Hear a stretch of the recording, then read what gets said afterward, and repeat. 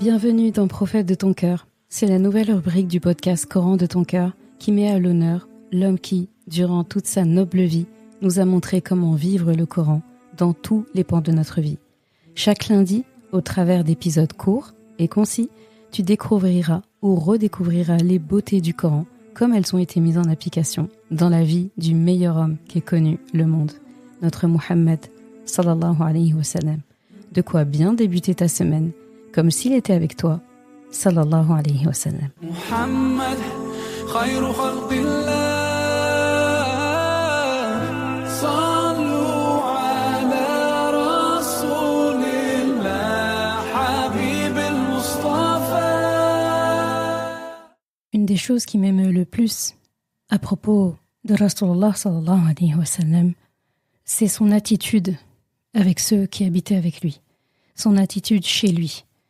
Et d'ailleurs, ce qui définit vraiment le bon comportement de quelqu'un, c'est quand sa famille peut en témoigner, quand sa famille dit d'elle, est-ce que cette personne est une personne bien?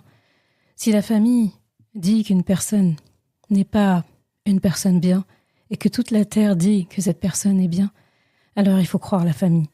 Et si la famille, qui voit la personne sous toutes ses coutures, qui la voit du matin au soir, qui la voit dans vraiment toutes les circonstances, arrive à dire de ce membre de sa famille que c'est une personne bien, alors vous pouvez croire cette personne. Rasulullah sallallahu alayhi wa sallam ne dérogeait pas à la règle.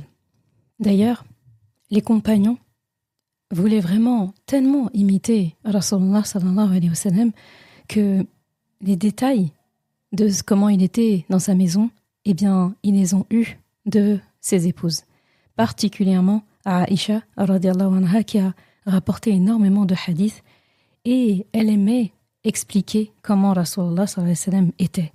Et il était vraiment tout ce qu'il y a de plus humain chez lui. Les compagnons aimaient bien en fait savoir comment était Rasulullah chez lui, c'est-à-dire est-ce que lorsqu'il rentrait chez lui, est-ce qu'il se reposait tout de suite, est-ce qu'il parlait avec sa famille, qu'est-ce qu'il faisait? En fait, qu'est-ce qu'un homme comme Rasulullah, un homme, peut faire lorsqu'il rentre chez lui, après une longue journée de travail, etc. Qu'est-ce qu'il peut bien faire à la maison?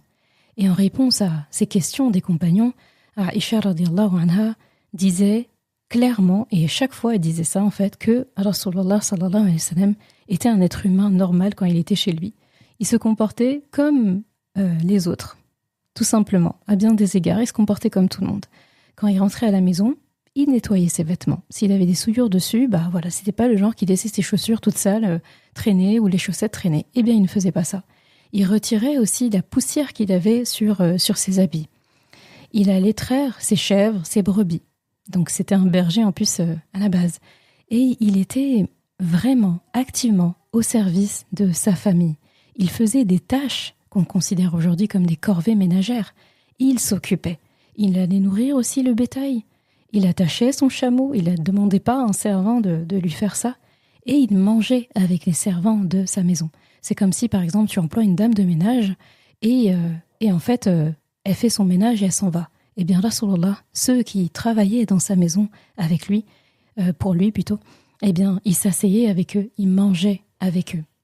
Et il y a des narrations aussi de ses épouses qui rapportent que non seulement il aimait bien manger avec eux quand ils étaient en train de manger, mais il les aidait aussi dans leur travail. Il les aidait dans leurs tâches. Par exemple, il lui est arrivé de pétrir la pâte d'un pain, tout simplement, alors qu'il est chez lui et que c'est quand même Rasulullah très occupé. C'est un homme très occupé. Donc, on n'a pas besoin de faire de dessin sur toutes ses fonctions. Et pourtant, il lui est arrivé, pas qu'une fois, de pétrir le pain chez lui, après une journée de travail. On dit de lui aussi qu'il portait et ramenait à la maison ses propres provisions. En fait, il faisait les courses, comme n'importe qui. Aïcha, radhiyallahu anha, pour résumer tout ça, quand on lui disait comment était Rasulullah chez lui, elle disait il était constamment au service de sa famille. Et ça, c'est ce qu'il faisait en termes de tâches. Elle disait à Aïcha, radhiyallahu anha, qu'à la maison, il plaisantait beaucoup avec les membres de son foyer. Et que beaucoup, finalement, de ces traits d'humour nous ont été parvenus, d'ailleurs, à travers des hadiths qui sont rapportés par Aïcha. Il aimait beaucoup la faire sourire sa famille. Il ne manquait aucune occasion, en fait, de rendre heureux les membres de sa maison, que ce soit par ses gestes, par ses paroles, par sa présence tout simplement.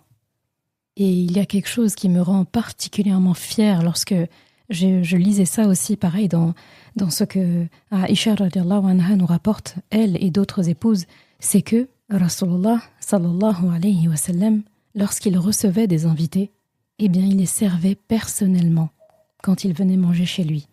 Rasulullah sallallahu alayhi wa sallam n'était jamais un spectateur passif dans sa propre maison. Il n'était pas un figurant en fait. Au contraire, quelles que soient les circonstances, il jouait toujours un rôle actif et productif. Il était un vrai chef de famille. Et pourtant, il a laissé des gens chez lui. Tout le monde était occupé. C'est ça qui est beau, c'est que tout le monde était occupé et lui s'inscrivait dans la maison. Avec lui, on apprend que faire partie d'une maison, c'est avoir une tâche dans cette maison. Celui qui est dans une maison et qui n'a aucune mission à faire, indirectement, ce qu'il ressent, c'est « je ne sers à rien ». Cette maison, que je sois là ou je sois pas là, elle roule, elle avance en fait, elle marche. Mais lorsque je suis là et que je participe, eh bien, j'ai ce sentiment en fait d'être indispensable au bon déroulement de ma maison. Et Rasulullah sallallahu alayhi wa sallam donnait ainsi à sa famille tout ce qu'il pouvait. Et c'est sûrement ce qui rend sa personnalité si douce, si spéciale. D'autant que ce niveau de productivité était constant. C'est très important de le rappeler. J'ai l'habitude d'entendre aujourd'hui des personnes dire, surtout les hommes, dire que Rasulullah faisait ça de temps en temps. Non. Si on lit les hadiths qui parlent de Rasulullah sallallahu alayhi wa sallam chez lui, la manière dont c'est conjugué, c'est quelque chose qu'il faisait régulièrement. C'est différent de dire Rasulullah a trait ses brebis un jour, ou bien Rasulullah a pétri son pain, Rasulullah a recousu ses habits. Ça veut dire qu'il l'a fait une fois. Mais on disait qu'il trayait ses brebis, qu'il participait aux tâches de la maison. Ça, j'ai pas besoin de faire de leçons de français. C'est quelque chose d'habituel. C'est comme du présent dans le passé. Et Rasulullah n'a jamais eu aucun manquement dans sa maison, aucune défaillance. Quand on prend tout ça en considération, eh bien, on trouve logique que lorsque Ummuna Aïcha est interrogée au sujet du caractère de Rasulullah sallallahu alayhi wa sallam, eh bien, elle répondait tout simplement une phrase très simple qui contient que 3 mots. Kana khuluquhu al-Qur'an. Son caractère, c'était le Coran.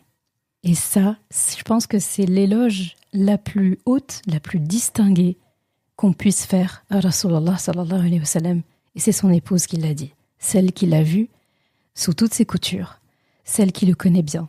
Et celle qui peut nous dire, et on la remercie énormément, elle et toutes ses épouses, ses enfants, ses petits-enfants, nous les remercions et nous demandons à Allah subhanahu wa ta'ala de les récompenser pour ça.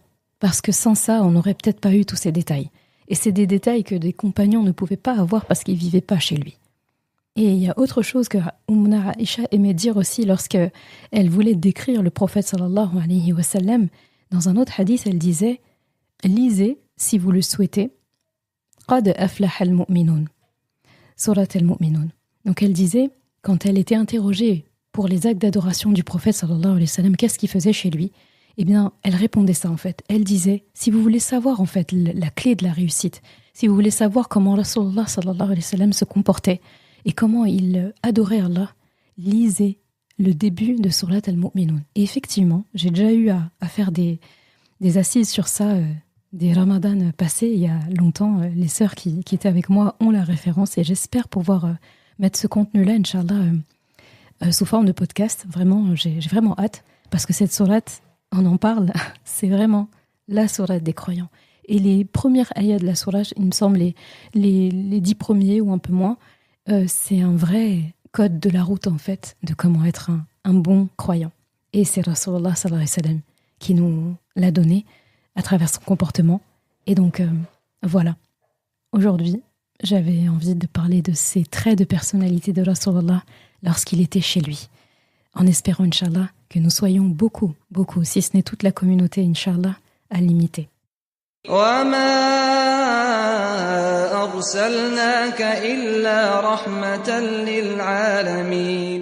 Et nous ne t'avons envoyé que comme rahma pour l'univers.